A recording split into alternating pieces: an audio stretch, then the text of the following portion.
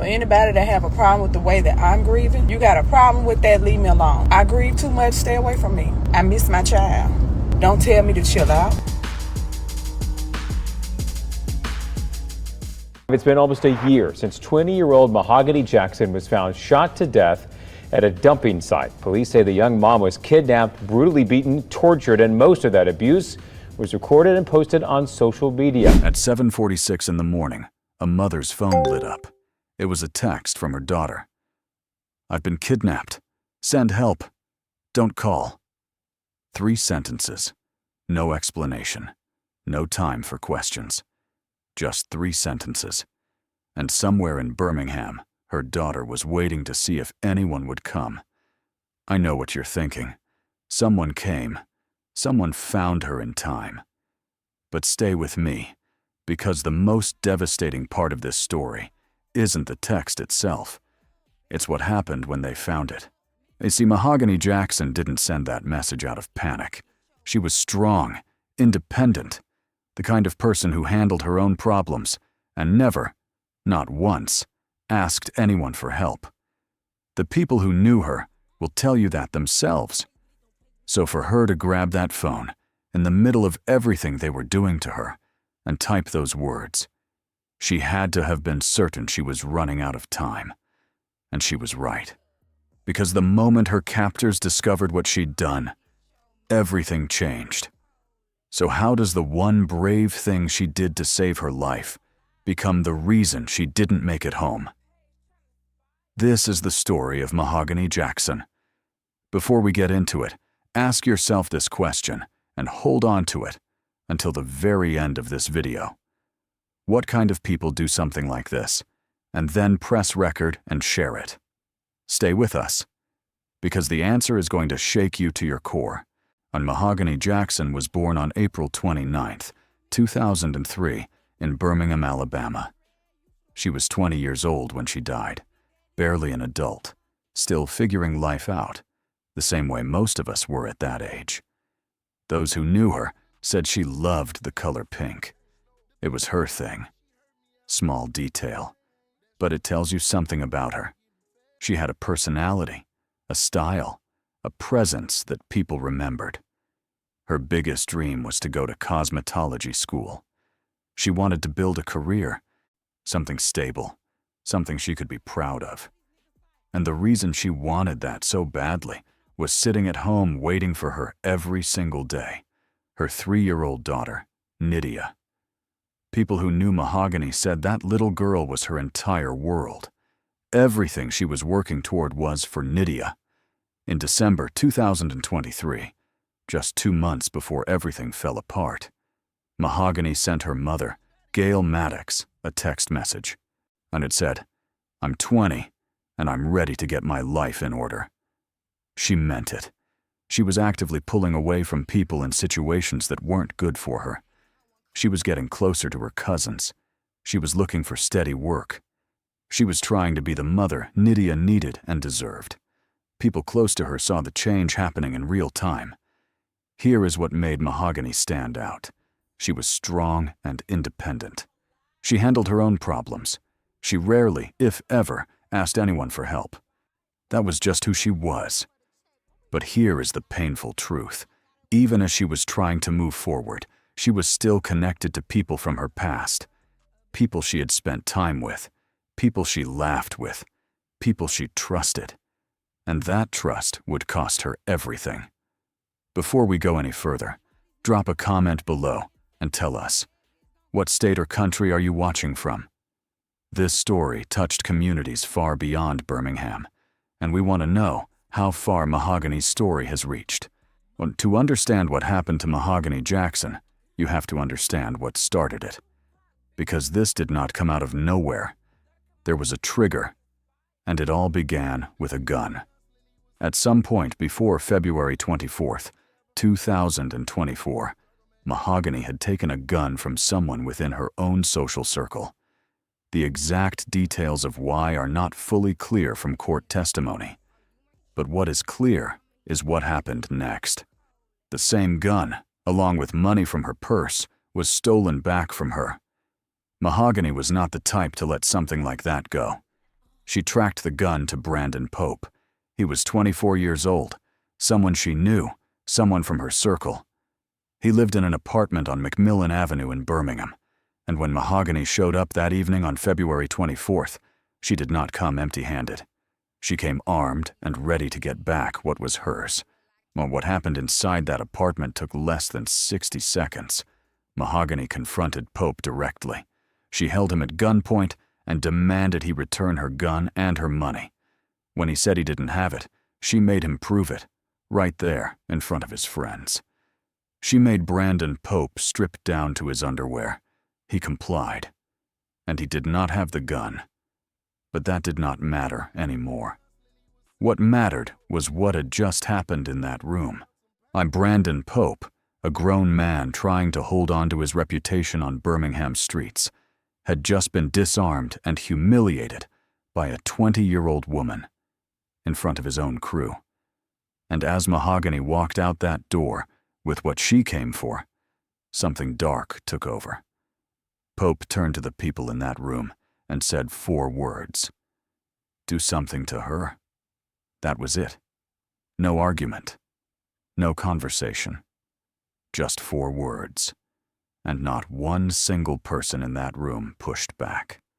Not one person said it was too far. Not one person walked away or picked up a phone. Every single one of them fell in line. That is the part that should disturb you most. It was not one person acting alone in a moment of rage. It was a group decision, made in silence, made without hesitation. And what followed those 4 words was 30 hours of pure evil. What happened after Brandon Pope gave that order was documented, not by investigators, not by witnesses on the street, but by the suspects themselves. They recorded it. And because they did, Detective Mark Green was able to walk a courtroom through every detail, image by image, video by video. This is what the evidence showed. It started right there in that apartment. The group turned on Mahogany immediately. She was punched. She was kicked. She was stomped while she was on the ground. She was spat on. Multiple people were involved. This was not one person losing control. This was a group moving together with no one stepping in to stop it. Then they stripped her naked. They dragged her outside into the street by her hair. Mahogany Jackson was forced into the trunk of a car and driven away from McMillan Avenue. She was being moved, taken somewhere else, away from any chance of being seen or helped. That somewhere else was the Serenity Apartments. The Serenity Apartments was where Taja Lewis and Sinia McCall lived together as roommates. This was the second location. And what happened here was worse. Mahogany was handcuffed, and she was pistol whipped. At one point, one of the suspects picked up a baseball bat they found nearby and struck her in the head with it repeatedly. Detective Mark Green testified to this directly in court, walking through the video evidence step by step. Then came the sexual assault. According to Detective Green's testimony, Mahogany was forced to perform oral sex on Blair Green, while other suspects held guns to her head. She was told that if she did not comply, she would be shot. At the same time, another suspect assaulted her from behind. She was handcuffed throughout. She had no way out. While this was happening, some of the suspects were on FaceTime, calling other people, inviting them to come and participate. At some point during the assault, Mahogany's body responded to the level of terror she was experiencing in a way she could not control. The state's attorney addressed this directly in court, and the words they used tell you everything you need to know about what Mahogany understood in those moments. The state's attorney said, "The fact that the victim defecated on herself around the time she was being ordered to shower speaks to her level of knowledge of what is about to happen to her, which was she was not going to leave. Ever. She knew. In that apartment, after everything they had already done to her, Mahogany Jackson knew she was not getting out alive. And still, she did not give up. The suspects filmed all of it, 8 videos in total, Every single one of the 8 defendants appears in at least one of those videos. Those videos did not stay private. They began circulating on Facebook. People in Birmingham were watching them, sharing them, before law enforcement even had copies. But those same videos became the evidence that broke the case wide open. A witness who had copies of some of the footage came forward, not out of pure conscience, but to clear his own name after people on Facebook began accusing him of being involved. He walked into the police station, handed over the videos, and directed investigators toward Mahogany's body. 3 more videos were discovered by investigators shortly after. 8 videos, 8 defendants, all on camera, all identified. They recorded their own conviction. By the morning of February 25, 2024, Mahogany had been held captive for more than 24 hours. She had been beaten, moved, violated, and threatened. But she was still fighting. And then, for just one moment, her captors let their guard down. Mahogany grabbed her phone. She typed quickly, knowing she had very little time. The message she sent to her mother, Gail Maddox, read, "I'm being held hostage in apartment 3. Don't call. Send the police. Hurry." She attached her location, Serenity Apartments, and hit send. That was at 7:46 in the morning, miles away, while Gail Maddox was out of town, on her way to pick up her son from the airport, when her phone lit up. She read those words, and her entire world stopped. Because Gail knew her daughter. She knew that Mahogany was not the type to ask for help. Ever. Mahogany was strong. She was independent. She handled her own problems and rarely, if ever, reached out in a moment of weakness. So for her to send a message like that, Gail knew immediately that something was terribly, terribly wrong. She called 911 without hesitation. She also sent family members rushing to that location. Birmingham Police Department responded fast. Officers ran to the Serenity Apartments, went straight to apartment 3, and broke down the door. The apartment was empty. Nobody was there. The suspects had already moved her, staying one step ahead of law enforcement. But what made everything worse was what happened next. The suspects discovered what Mahogany had done. Someone checked her phone and saw the message she had sent. They saw the location she had shared. They saw that she had reached out for help. They forced her to give them her phone password. And she gave it to them because she was desperate to survive, desperate to get back to Nydia, willing to do anything to stay alive just a little longer. That is when Frances Harris looked at the group and said, "She ain't going nowhere." 5 words. And just like that, the text that was supposed to save Mahogany Jackson's life had done the opposite. It had confirmed to every person in that room that she was now a liability, someone who had to be silenced permanently. The cruelest part of this entire story is right here. She did everything right, and it still was not enough. This is the moment that haunts this entire case. We want to know your thoughts. Do you think the police response could have been faster? Could anything have changed the outcome? Tell us in the comments below. After the suspects discovered Mahogany's text to her mother, everything changed. She was no longer just someone they were holding. She had contacted the police. She had shared her location. Her family was looking for her. In their minds, she had become a problem that needed to go away, permanently. A decision was made. Frances Harris got behind the wheel. Brandon Pope and Jeremiah McDowell got in the car with him.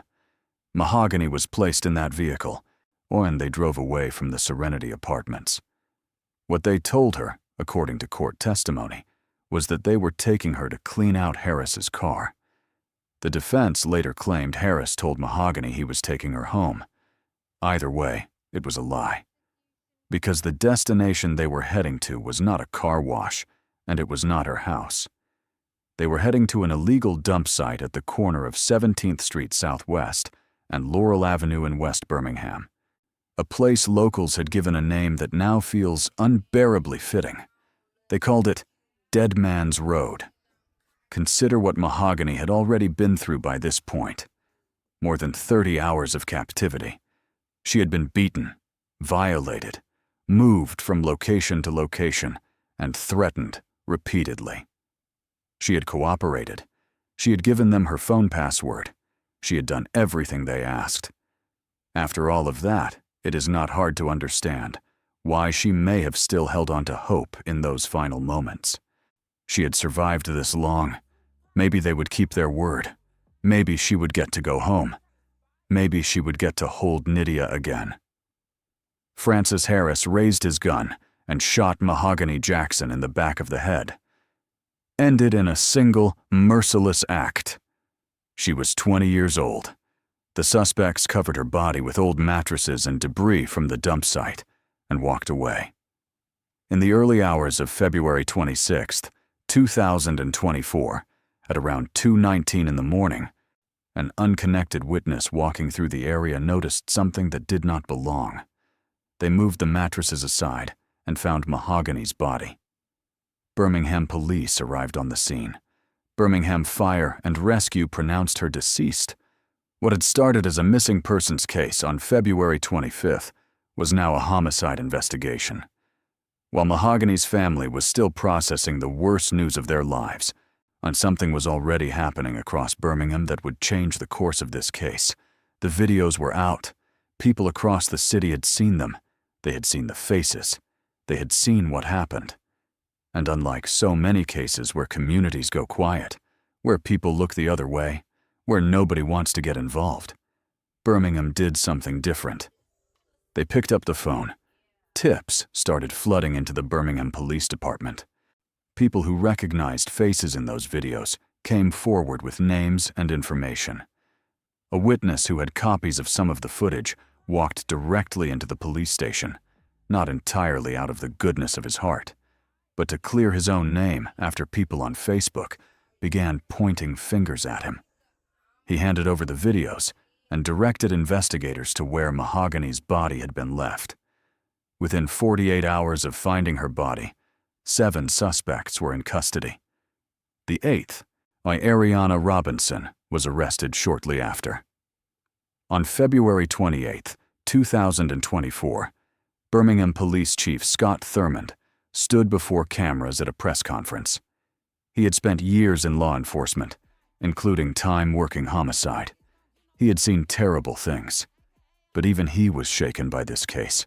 He said, "This is undoubtedly one of the most heinous acts I have seen in my career. It's absolutely disgusting." He also made clear what made this resolution possible. This is the outcome we can have when we all work together. Jefferson County District Attorney Danny Carr was equally direct. He said, "The brutality played itself out in real time because there's video."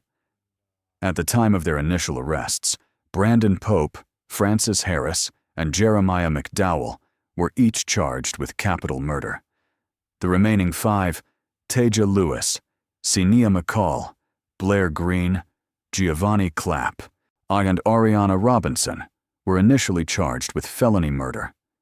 Then, in September 2024, a grand jury reviewed all the evidence and upgraded every single charge across the board. All 8 defendants were elevated to capital murder. The state of Alabama is seeking the death penalty for all 8. No bond, no plea deals. Every single one of them is still behind bars. When this case moved into the courtroom, the evidence was impossible to ignore. For during the preliminary hearings in March 2024, Detective Mark Green, the lead investigator on the case, took the stand. He walked the court through the videos, image by image, screenshot by screenshot, describing exactly what each one showed.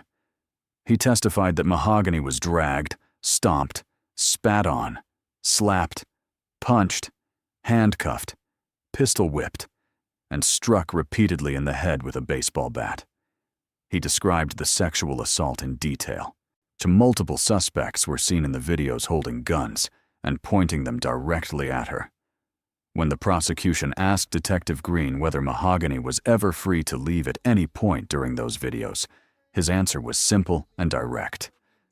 No, she was not. The suspect's own statements added more weight to the case.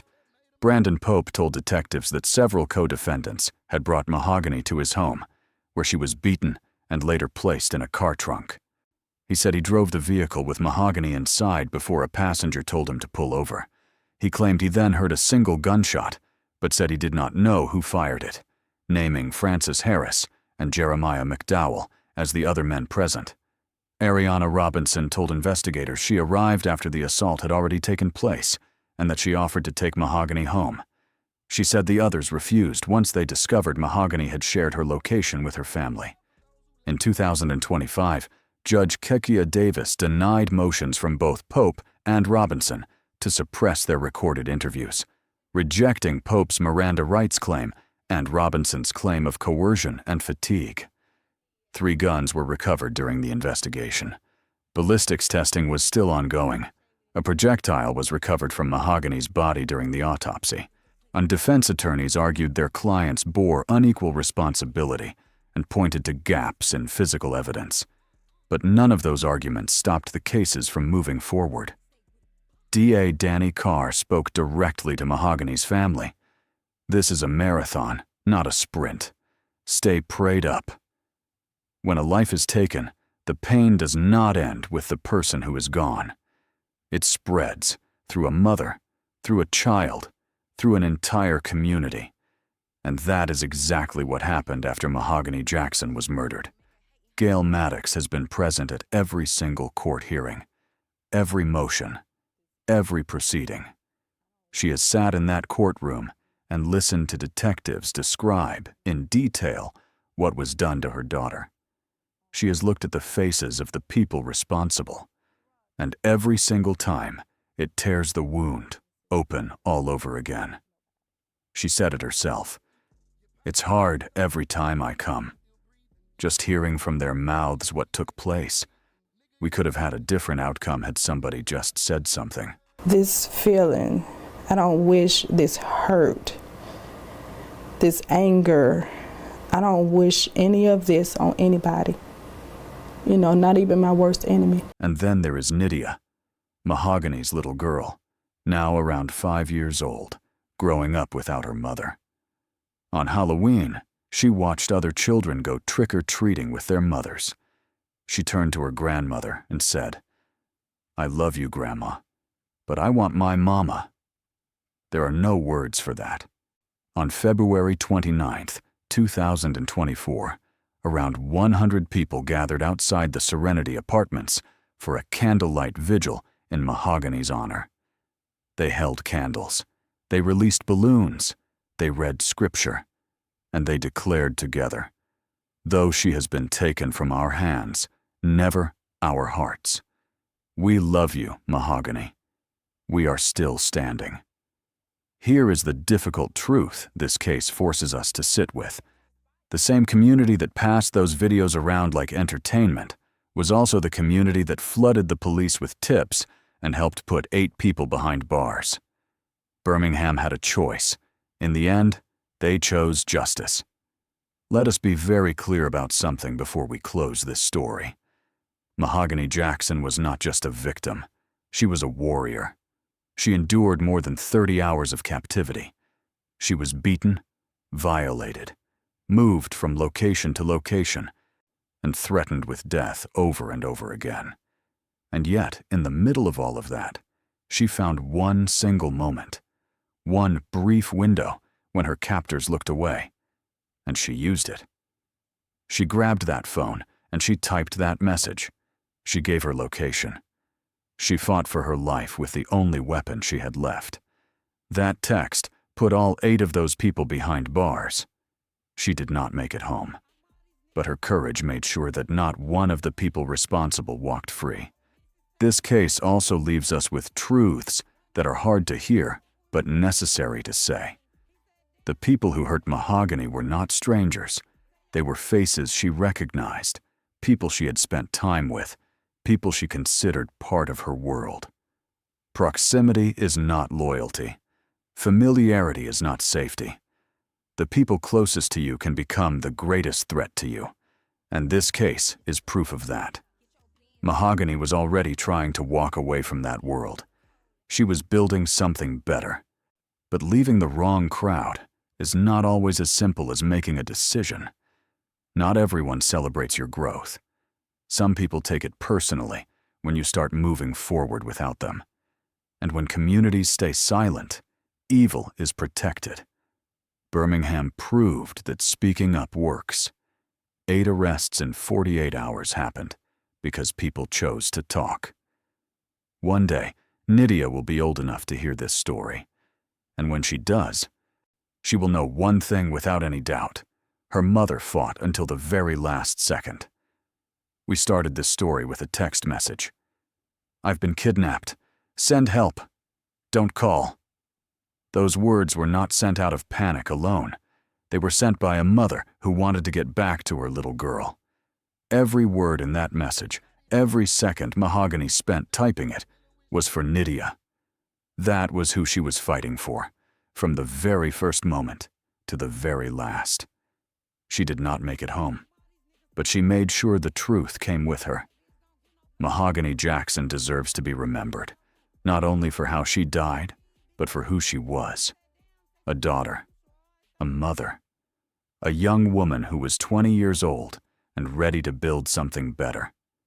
Her story isn't over.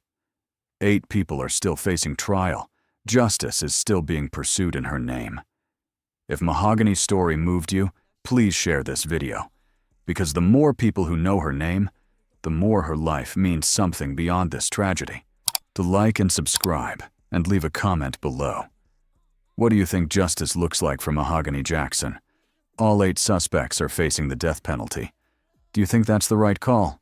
Let us know below.